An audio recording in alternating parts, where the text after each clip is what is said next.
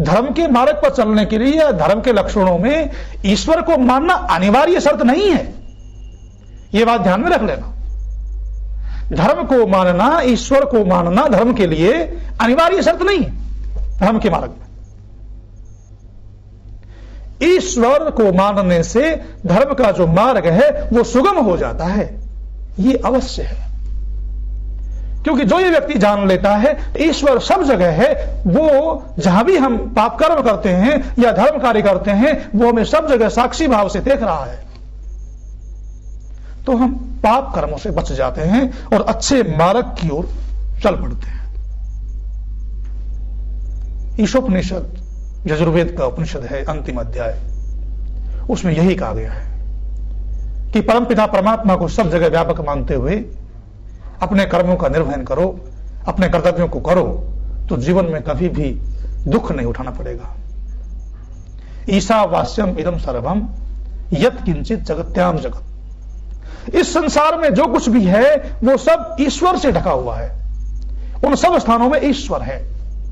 इसलिए ईश्वर को साक्षी मान करके यदि कर्म करोगे तो तुम कभी भी संदेह भाव में नहीं पड़ोगे। अगला मंत्र यह कहता है कि ईश्वर को साक्षी मान करके कुर्वन्ने वेह कर्माणि जिजी विशेषतंग क्षमा, वेदोक्त धर्मयुक्त कर्मों को करते हुए 100 वर्ष तक जीने का प्रयास करो। कैसे कर्म करो? धर्मयुक्त करो, वेदोक्त कर्म करो, उन कर्मों को करते हुए ही 100 वर्ष तक जीने का प्रयास करो। धर्मयुक्त कर्म करोगे तो जैसे मैं अपने साथ व्यवहार करता हूं वैसे ही दूसरों के साथ करूं तो दूसरे लोग भी मेरे साथ अच्छा व्यवहार करेंगे, मुझे सुख मिलेगा, और सुख मिलेगा तो मेरी आयु भी 100 वर्ष की होती जाएगी।